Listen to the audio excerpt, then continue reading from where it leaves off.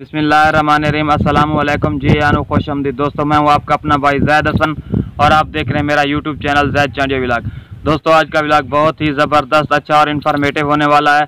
तो आप तमाम दोस्तों से रिक्वेस्ट है कि जिन्होंने अभी तक हमारे यूट्यूब चैनल को सब्सक्राइब नहीं किया तो वो फर्स्ट ऑफ ऑल हमारे चैनल को सब्सक्राइब कर लें ताकि इस तरह की जो भी मालूमाती वीडियो आए आप सब दोस्तों तक पहुँची रहे। दोस्तों आज मैं जो वीडियो आप दोस्तों की खिदमत में लेके आए वो बहुत ही ज़बरदस्त और नायाब है। आजकल का जो मौसम चल रहा है, आजकल तो कुछ बारिशें चल रही हैं, इस वजह से परिंदे कुछ ठंडे हो गए हैं, यानी कि बुलाई वगैरह उन्होंने कम कर दिया। लेकिन गर्मियों की वजह, बारिश से पहले जो गर्मी थी उस वजह से भी कुछ फ़र्क पड़ा था, क्योंकि हम लोग जो होता है ना तितर को बोलने के लिए गरम गरम चीज़ें देते हैं जिसकी वजह से तितर हीटअप हो जाता है, तो वो हीटअप होने की वजह से कुछ बोलना बंद कर देता है। तो उसके लिए मैं एक नुस्खा लेके आया हूँ जो बहुत ही ज़बरदस्त और कारआमद है और मैंने खुद आजमाया हुआ है वो नुस्खा। इंशाल्लाह आप भाई भी उस नुस्खे वो अमल करें, इंशाल्लाह आपको 100% रिजल्ट मिलेगा। तो चलते हैं अपनी वीडियो की तरफ।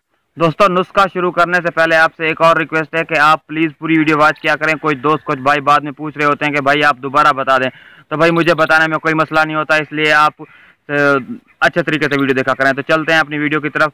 तो भाई जो नुस्खा है, पहले आपने क्या लेना है, जो सब्ज इलायची होती है ना आपने एक ले लेनी है, उसके कम से कम 3-4 जो अंदर वाले बीज होते हैं ना वो आप वो निकाल लें।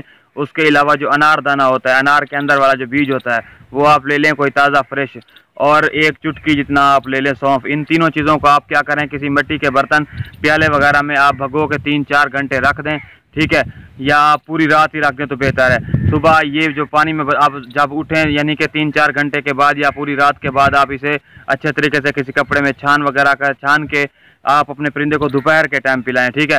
तो इंशाल्लाह आपको रिजल्ट मिलेगा, जिससे ये पानी से आपके तरह जो गर्मी है वो ख़त्म होगी। जिगर वगैरह का जो मसला मसाइल होते हैं और भी काफ़ी मसले होते हैं उनके लिए बेहतर है।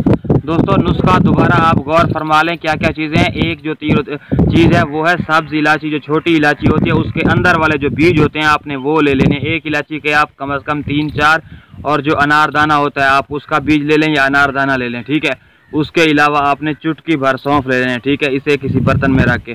ये वाली चीज़ें जो मैंने आपको तरीका बताया आप दें, इंशाल्लाह आपका परिंदा जो है बुलाई करेगा, मस्ती भी करेगा और उसके अंदर की जो गर्मी है वो भी ख़त्म हो जाएगी। ये बहुत सारी और भी जिगर की बीमारियां हैं जैसे अंदर जिस उस परिंदे में होती हैं, काफ़ी बीमारियों के लिए ये बहुत ही फ़ायदेमंद है।